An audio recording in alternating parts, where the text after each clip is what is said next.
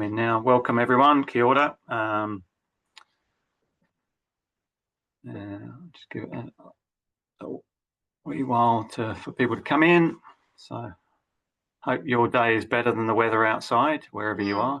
Weather in Auckland's terrible. It certainly is. Yeah. So now I've opened up the chat. So if anyone's got any questions, you can either put them in the Q&A or in the chat. So just feel free to add questions as we go along. Okay, well, I will kick off. It's just gone 12. Welcome to this Govern 365 webinar with Carole Pedder, why most business successions fail and how yours can succeed. So Carole's she's a partner at PKF Withers Tsang. And as always, as I said, if you've got any questions, feel free to put them in the Q&A or the chat as we go. So before we get started, just a quick word about Govern 365. We work with owners, boards and executive teams to help you uncover your blind spots and grow more confidently, giving you peace of mind using a powerful combination of smart tech and hands-on advisory. One of the blind spots we regularly see is succession planning. So for many businesses, it's either left too late, too vague or too emotional. Done well, it can unlock incredible value, whether that's passing the baton to the next generation or exiting with a strong sale or simply giving the business a future beyond its founder. So as I said, we're joined today by Carole Pedder. She's a seasoned advisor and partner at PKF Withers Tsang based in Auckland, where she works closely with SME owners to navigate succession, ownership transitions and strategic exits. Carole's work spans business strategy, tax, governance, and intergenerational wealth. And she brings a calm commercial lens to what can be often a very complex and emotional topic. So welcome, Carole. Great to have you on. Well, thank you very much. I feel very privileged to be able to speak today. So thank you for having me here. It's an honour. Where would you like to start? Well, so I'll start with the statistics, right? Why we've talked about this. So research shows that up to 70% of intergenerational business successions fail, often due to lack of planning, poor communication, or unclear goals. So let's unpack that a little bit to understand how we can avoid, one of you on the line being part of that statistic. So start here. Why does so many owners leave succession too late? And what's the real risk in that? It's a really, really, really good question. And it's the biggest thing that I see is that most people do leave it a little bit too late. And I think there's a number of reasons for that. And a long time ago, I got a piece of advice which it can apply across your entire life, but it was don't get yourself into something without knowing how you were going to get yourself out of it. And people start businesses and a lot of their focus is at the beginning. It's the excitement about, starting the business and how they're going to run the business. And before you know it, your first year's done within a blink of an eye. And next thing you know, you're at 5 years, then 10 years, and then 15 years. And you're really just right and deep into running that business, and time creeps on.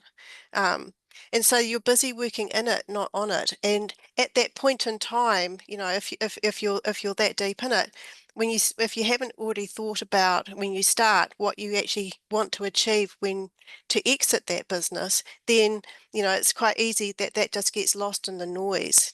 So the main risk around that is that when you get to the point where you want to sell, you've actually missed opportunities. Sorry, I got a croaky voice. I did warn you about that, Jerry. Might happen.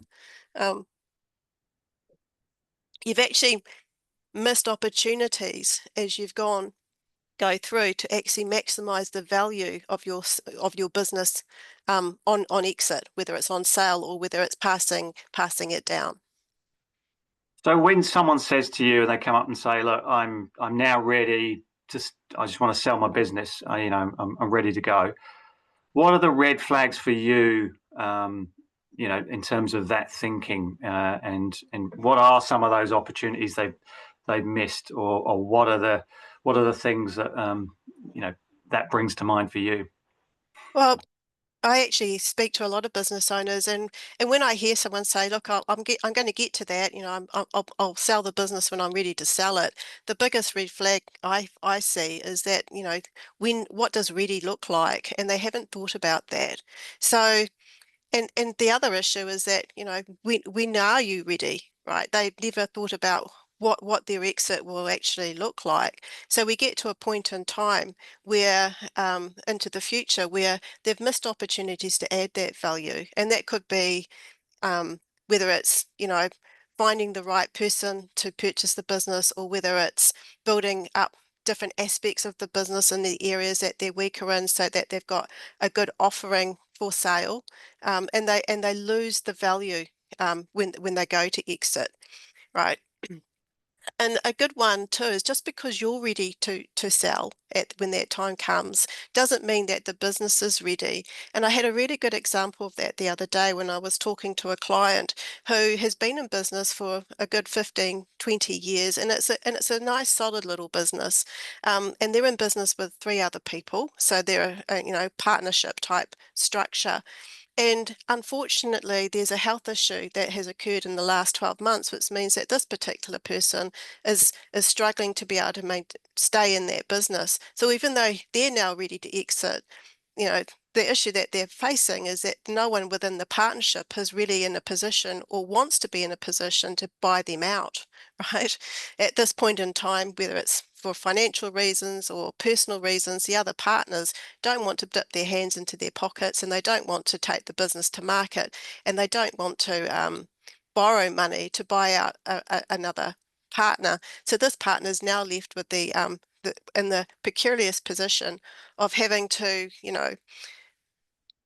to to to exit the business on terms which aren't ideal for them, right? So it's not that there is animosity across the partnership. It just comes down to the fact that he's having to either discount his shares, or provide terms of sale for his shares in his business, which aren't as ideal as they could have been if they'd planned this out and put the framework behind what an exit for one partner would look like. What would that look like if someone died? What would that look like if someone got ill? What would it look like if someone had breached terms, or had done something which was out of value?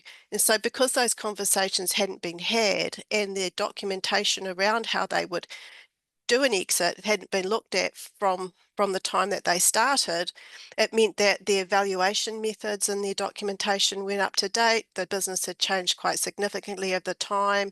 They hadn't necessarily addressed the issues that had come post-COVID on profitability. So, which means that, unfortunately, this partner is having to exit at a much lower value than what he would have liked to, which is a real shame to see happen. Yeah. And when you talk about the loss in value, we previously, with Govern 365, seen some research that if a business doesn't understand its risks fully, and if the buyer thinks that the owner is going to take the IP with them, in terms of being in their head, they can sometimes, they talked about discounting the cost of the business by 25%, which is pretty substantial. If you're a $40 million business, then you're losing 10 million. So, That's right. That's right. In fact, is that typical, or what's the level of loss do you think people could be incurring? well, depending on the size of the business, and depending on how much of that goodwill is sticking with the owners rather than sticking with the business, it can be actually more than 25%. Wow. Right. So, and that's a real shame. I've just seen one recently where it's a family-owned business. There's husband, wife, and son, and they're looking at exiting for their retirement. And unfortunately, they've done nothing about transferring ownership of clients, or ensuring that those ownerships of clients and supply agreements will follow with a new purchaser. So the amount of goodwill, considering that the relationships probably sit pretty firmly with the founder, the amount of the goodwill was probably more identified with them, than in that particular family and their relationships, rather than the business itself, right? And this is also quite common when you see businesses named after the founder, so that people are always recognizing recognizing the person before they're recognizing the actual business. Okay. So if an owner does start thinking about, okay, so what are my options? Can sell, I can have family succession, internal promotion. What are the factors that really matter in making that decision? Well, I think before they actually get to that point, they need to have an intention, and I've always been a big supporter of this, that they need to have the intention of being sale ready every day. So instead of waiting till the end, you want to get your business into a position, or your company in a position where you're ready to go. So it might not be when you're ready, but you never know what opportunities might come knocking, and if they do come knocking, you want to be able to take advantage of those. So having the intention of being sale ready every day really helps. And to answer your question about how to start thinking about whether it's, selling to a family member, selling to a third party, or whether it's an internal promotion, what I think is the most important thing to do is to first decide what's important to you or the owner on that exit. So people exit businesses for different reasons. Sometimes it can be forced if it's a health issue, or if it's, for any other personal circumstances or changes. But sometimes people are looking to maximize the financial return out of that exit. Sometimes they're looking at leaving a legacy with their business, like they've set that business up for a particular purpose, and they're passionate about that.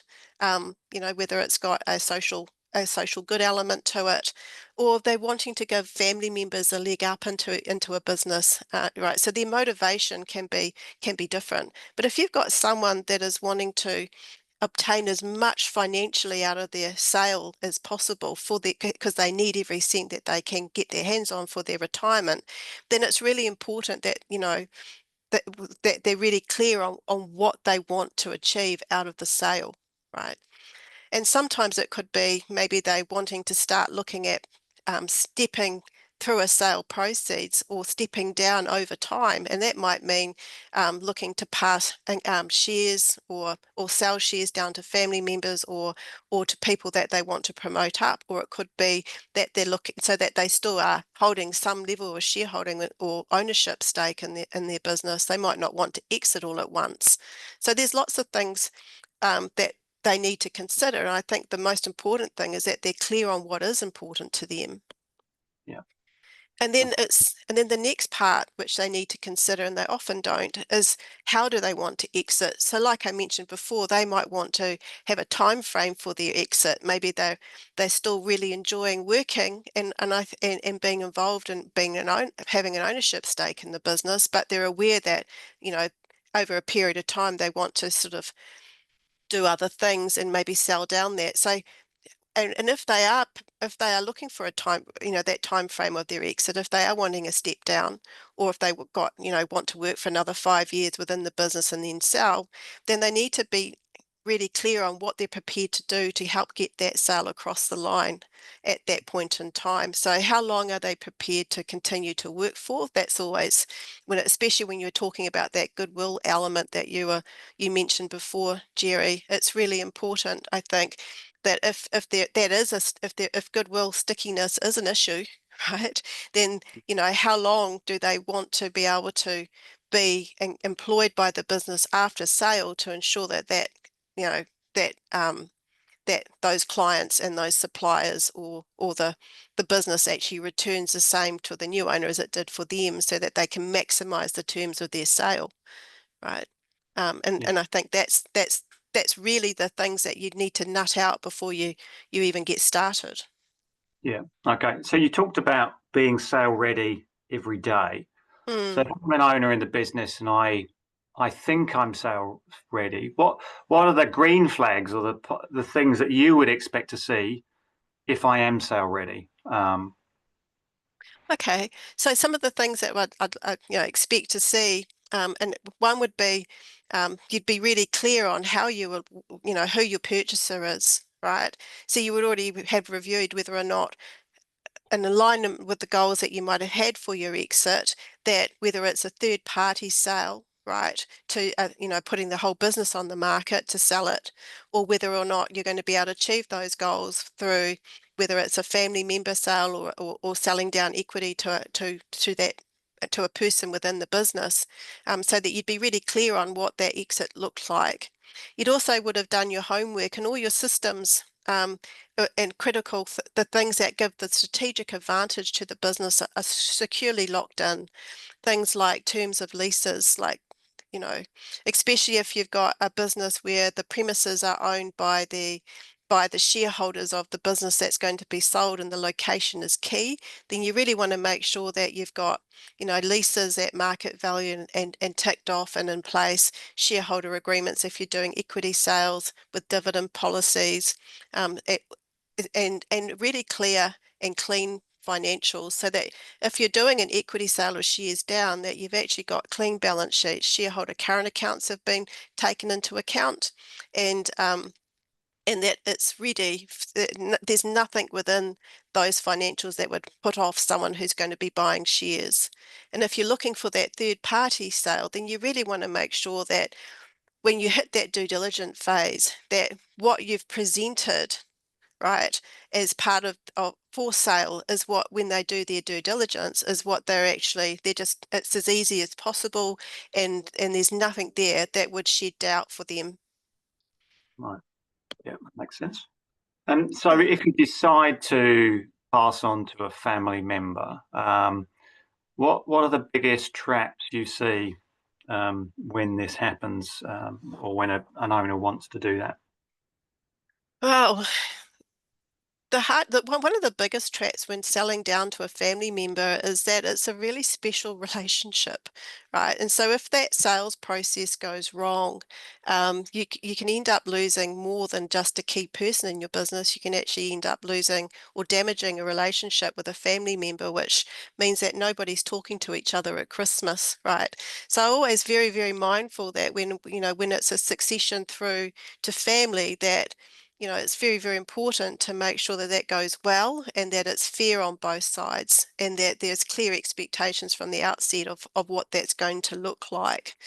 And the biggest two frustrations that you see is, one, you might have a family member or a child who's grown up and who's now has been working hard in the business for a very, very long time. And if there's no clear pathway to their ownership, then what you can often see develop up would be resentment and frustration because mum or dad won't step down, or they never actually, the promise of taking over the business and being able to run the business that runway is too long, right? And the risk there is that you end up with somebody who gets disengaged and could actually end up leaving, and that ends up hurting that family dynamic. The other thing that I do notice too with traps of working with family-owned businesses is that just because the parents set up this business and have put their children to work in it doesn't mean that the grown-up children want to continue that or have any real interest in being owners, right? So there's often a lot of things that are assumed or unspoken between family members for different reasons, right? It might have not anything to do with the business. It could be a family dynamic. So you really want to make sure that those conversations have been had, and at an early stage, and that the runway is not too long. So otherwise that resentment starts to build. Yeah. Would you also look at in terms of the owner and the capability and skills of the owner versus the capability and skills of the successor, to understand, are there gaps that could put the business at risk in the future? Most definitely. So when you're looking for someone, is this for a family member or an internal person? It could be either. Yeah. So I always find that there's two types. There's you've either got that family member or person who hasn't defined what is the clear runway for taking over an ownership stake, and then frustration builds, and they end up losing their key person within the business because they were too slow to actually transition that person into ownership. Or you have a person who is hugely enthusiastic, but not quite there on being able to actually run the business. And there's usually signs for that, because they just aren't as commercially adept at or commercially minded in regards to what's on how that business operates, to be able to deliver this, on a consistent basis, sorry, what that business needs to be run efficiently, right? For a good example is that I see quite often is that you see someone bring in what would be a GM that they hope will be the person who takes over that, and two things will either happen, or one, hopefully it goes brilliantly, and in 2 years' time, after they've been through their employment period, they've proven themselves as capable, and they're now taking an ownership stake, if that was the promise, and it's all done within the time frame indicated. But what can also happen is you find that, and this is especially for the SME market, is that it can be really hard to find really skilled and capable people. And those that are out there are rather ambitious, and some of them have already would prefer to start their own business rather than buy into a business. And so you're left with someone that you've employed, and they're great at their job, but they're not great at running a business. So they can, so what you find is someone who's got all the skill sets, but not the business savvy to be able to then step up to ownership. And what over that period of time, you see that, that shortcoming becomes more apparent. Yeah. And that can be anything from a leadership style, in which case you'd probably see a churn in staff under them, which would cause, or a culture that's unsettled under them, or it could be that they're just not great at relationship builders, and customers are starting to get a little more dissatisfied, or not the same level of customer service which that company is usually, or business is usually known for. There's two indicators. Okay. And so if if they are looking for an internal successor and they have maybe a couple of options, what's important for you? What would you look for in terms of which successor to go for? What's some of the criteria that you would look for? Um, That's a really good question. It really comes down to what is important for that actual business. So as an owner, you need to be really clear as to, one, scoping out what those needs actually are, right? And being really, really clear when you're employing someone, that they've actually got a history at that level of being able to deliver those results, right? If, for an example, especially in the customer service side, where gaining clients might be really, really important, and being then the retention of clients is really, really important. If there's someone that's not got a track history of being a rainmaker, then they're not suddenly going to turn into a rainmaker overnight when they come and work for your company. So if it's important that they need to bring with them either a client base or new business, for example, or generate new business over time, if they've not got a track record of doing that, they're not going to start doing that. That doesn't mean then there's not a place for them in the business. It just might mean that they're better at retention rather than as rainmaking. So you've got to be really clear on understanding the needs of each individual business, to be able to make sure you're selecting that. And then past history on how they've performed usually is a good indicator of how they're likely to perform going forward. Right. And so if a business hasn't built a succession plan, what's one practical step they could take this quarter to start that process? I think depending on the size of the business, but for most SMEs, I think, or mid-sized businesses, the first thing you would do would be to start that reflection process on thinking, what's my timeline? If you're an owner of a business and you're sitting, in that seat, and you may be starting to get a little disenchanted with if you've been an owner of a business for a long period of time, or you might be still really, really, really enjoying what you're doing. But you really want to start thinking, what is my time frame, and what do I want out of an exit? And start working on what that looks like. And once you've got that end in mind, then you can work backwards as to what's missing in regards to achieving that outcome. So for me, it would be, right, having a good review, and then understanding what it is I want, or what the owners exiting need, and then if filling in any gaps that to make that work. Yeah. And in terms of governance and the role of a board, and they may not have a board, it might be an advisory board, it might be one or two advisors. In terms of succession, how early should they be involved? As early as possible would be my recommendation. And it's not because the owner of the business doesn't know what they're doing.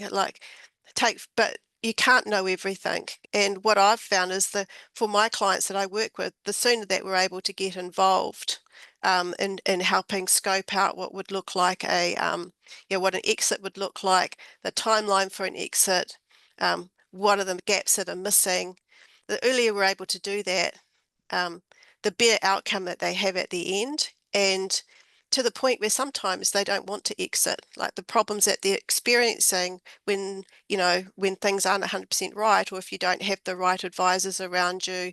And the benefit of a board or having people outside of your organization with different skill sets to you means that they can feed in a little bit. You get the benefit of their knowledge, and you don't have as many blind spots. So I've got a client at the moment in manufacturing, and they're fantastic manufacturers, but you know, you know, the legal side of that and the HR side of that, and the compliance and health and safety risk in that, having some other people around you that can assist in spotting the risks in a product like Govern 365, for example. After I've been utilizing that with some of my clients, and it's been a fantastic tool to help work them through that, right? To actually get them to understand they don't necessarily they don't know what they don't know, and it's what you don't know that will hurt you, right, going forward. And it's what you don't know or prepare for at a times of sale that which will also reduce your value. Yeah, yeah. And as a practical example, I found a Mike O'Brien, which you know very well, worked with a company using the Govern 365 process, and the owner, his aim was to be hunting and fishing. That was what he ultimately wanted to do, but he was too stuck in the business, and he just wanted to get out. And if he'd have got out at that time, he would have lost a significant amount of money. Mike persuaded him to work with him, run through the processes, and put in a GM. That company doubled its value, and now the owner is hunting and fishing. He hasn't sold out yet, so still accruing value. They're still going. It's great. Yeah, so it's a really good story. And I suppose the other questions around if the owner doesn't have advisors.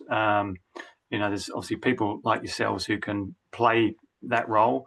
If they have a successor that maybe doesn't have some capabilities that the owner has, maybe it's time to think about bringing on some advisors or an advisor to plug some of those gaps. But that's probably one of the things. Is that something you've seen in terms of some of the owners you deal with? Most definitely. And in fact, the amount of whether it's real or perceived stress that comes off the shoulders of an owner from having to, facing the world and leading a business on their own, compared to having people to talk to at advisor level, or fellow board members, because they've decided, they'll take that next step and assemble, people around them to form whether it's a formal board or an advisory board, takes that level of stress off them. They don't have to be the person who delivers everything. They can, they've got support in that, and that's, that can make all the difference. Yeah, and we're talking about value as financial value, but actually you touch on a really good point in terms of emotional value. So for an owner, it's no good having a whole load of finance if you don't have a health or life that comes with it. So that's right. That emotional value, I think, is a really key one, and the stress. So there's too many owners who pass too early because through stress, and they don't get a chance to enjoy the value and the benefit they've built up. So it's a really good point. And I also think it's important, like you're going right back to that beginning when they're setting up the business. A lot of people actually, because they haven't got that end in mind, and maybe it's not a financial goal that they've got for that business end in mind. Maybe it's a lifestyle Mm, or something like that. But they get themselves into things, or they set up businesses which are in the complete opposite of what their objective or goals actually are. So I'm a big believer that if you are going to set up a business, then you need to make sure that you set up one that's aligned to your values and that's aligned to the lifestyle that you want. If you've chosen for whatever reason that you want to only work, maybe typical owner 50 hours a week, not 80 hours a week, or whatever it is. If you've got a particular need for, and the reason why you're wanting to set up a business is so that you can free yourself up, then buying yourself a business that requires 100% of your time all of the time is not the is you're going to be in immediate conflict with the needs of the business and the stress that that's going to cause for you and your family. mm, yeah. Mm. And so, in terms of a few common tax or financial planning mistakes that you see owners make during succession, what are they, and how can they avoid them? Right. So what I find, that a lot of owners, they don't even realize they've got these messy bits until they get to the point where maybe they've been lucky enough to get an offer on the table, and then that due diligence process starts. So whether you're selling equity, in other words, you're trying to sell down some shares to a staff member or to a family member, or whether it's a third party sale, it's actually the due diligence process, which is sort of shines the light on anything that really is not sniffing right to what you think your value is compared to what someone's prepared to pay. And I think what's also important to note is that people don't understand, or people who are selling their businesses don't understand that perhaps that business or what they're offering is going to be acquired for a completely different purpose, and that the purchaser might see value in something that they don't even realize or rate as being part of a core part of the business. And a Mm, good example of that is actually things like like locations, premises and locations, or a particular patent or trademark or some kind of IP asset which is desirable and might not be core to the business, or it could even be that they may be a direct competitor, and that the focus of that purchaser is to actually acquire you to get you out of the market, right? So if you don't, it's that due diligence phase where the focus of the purchaser could be quite different to what you're expecting. So things that I've seen come across my desk when I'm acting for my purchaser, for example, would be the vendors providing me financial statements that don't even work, or they don't they don't tell the same story as what they were told at sale during that sales process. So if I've got in front of me 5 years worth of financial history, and there's been talks between the two about peaks and troughs and why, the reasons why, and those things don't start adding up, then immediately you've got a purchaser who's going to be quite skeptical and be mm, looking to immediately discount, right? yeah, Other things I've seen, which can be totally managed by the vendor, by the seller, is having things on balance sheet which don't need to be there. Cleaning up that balance sheet, getting rid of shareholder current accounts, making sure you've got a strong dividend policy, um, and making sure, and this is especially important when you're selling shares, is making sure that the assets on your balance sheet, you know, you might have a business that requires a fleet of vehicles, but it probably doesn't require a $250,000 vehicle for two directors, right? So you want it so that someone who's coming in isn't looking at that and going, you know what, I don't really want to purchase that, right? So doing that bit of a wash up is really important.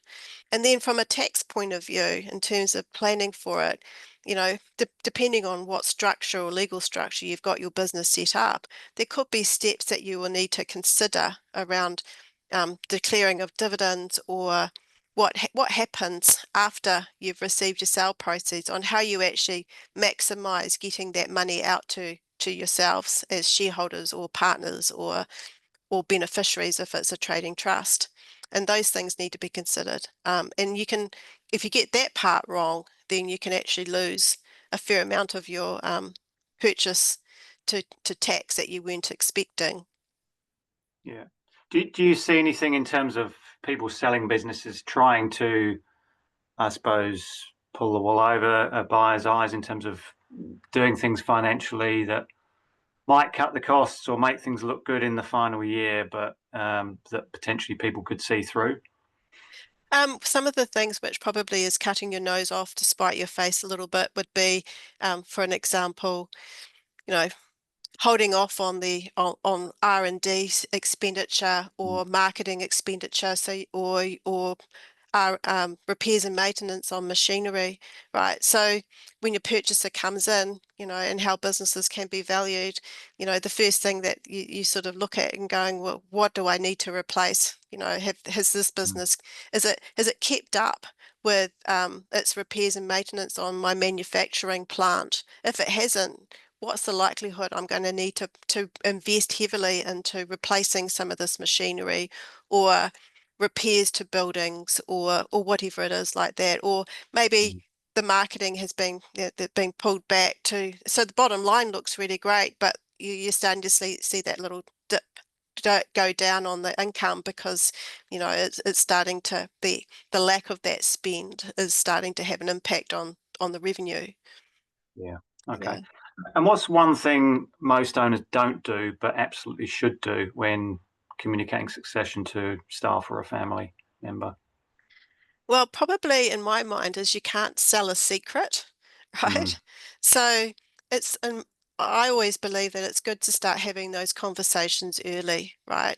Um, and to be really genuine with those conversations. So not have them for the sake of having them, but actually have them because you have a genuine intention to bring that person into the business, right? Otherwise, you know,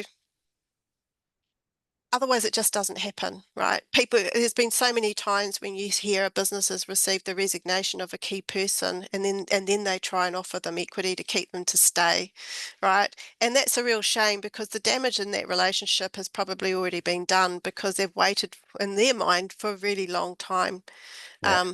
to get that and worked really hard to get that opportunity, and having a resignation that comes through to achieve that is a little sad, right? Mm, And so it's usually too late at that point.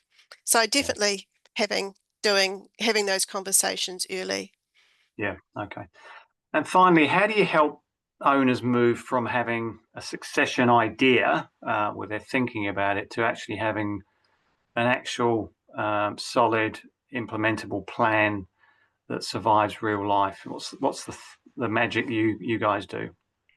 Ah, right. It's a good question. Sometimes well, to be honest, after the plan has been prepared, so you've gotten to the point where you've worked out what it was, what you want your exit to look like, what you need from that exit personally, then the next step is actually putting that plan in place. And actually, once you know the difference between where that business actually currently sits and to what the ideal exit would look like, you'll see, which you would too have experienced, Jerry, with using Govern, the areas of the business that need work. And then it's around being being being there to be holding the business owner accountable Mm, and encouraging them to address what sometimes can be either difficult conversations or areas that they've been avoiding for one reason or another, so that they actually start ticking off and getting that business to the point closer and closer to what the ideal exit would look like for them. excellent. That's what we do, and it's Brilliant. basically what you do too and Govern. Yeah, no, I think that's fantastic, Carole. So really, thank you for your time and wisdom today. It's such a vital topic. Sometimes doesn't get enough attention. Sometimes, as we said, people think about it too late, and that not only affects the owners but their families, their employees, and future leaders. So it's something that it's years down the track that people need to start thinking about it. And if anyone is in this situation and needs to reach out, then Carole's a great person to start that conversation with. Thank you, Carole. Really appreciate your time today. Well, thank you, Jerry. It's been a pleasure. Thank you. Yeah, there's a few things I've just captured that I wanted to just reflect on. So don't get yourself into something unless you know how to get yourself out of it. That's a great quote to start with. I think also thinking about the risks. So if you're not clear on the risks in your business, that could cause your strategy to fail, to cause your revenue to fall, profit to fall, then a buyer coming in, if you can't convey those risks and what you've done about them or what you're doing about them, then automatically they'll discount because they know that when they shine the torch under the carpet, they know that it might be things coming out of the woodwork. So I think it's really being clear that you capture your risks, and that's something that we do. We help you do. There is a significant loss of value, as Carole talked about. We've seen research that's around 25% if you're not clear on your risks, or if you haven't taken the IP out of your head and put it into the business. But it could be more. So that's a significant amount of value that you're leaving on the table. Be really clear what you want to achieve. So I think there's a part around not only the financial part, but the emotional part. So what is it that you want at the end of whatever process you want to go through in terms of family, passing on to the family, internal succession, or external sale. And the earlier you can get clear on that, the better. And that due diligence, people are going to do that on your business. So it's better that you do that with an expert internally well before someone does it for you. You then know exactly what you've got to work on to get the most value from your business. And as I said, there's many mistakes people make, but the due diligence one is one that will cost you if you haven't done it. If anyone wants to know more about how Govern 365 can help you surface some of your blind spots and risks, to develop clear succession plans and set up your business for long-term success, then get in touch. So thanks, everyone. We'll send out a summary from today in the next 24 hours, and it's online. But yeah, thanks everyone for joining us. And our next one will be in mid-November. So we've got a interesting one lined up for you there. So we'll communicate that in due course. But thank you, Carole. Thanks everyone for joining, and yeah, have a great day. Thank you.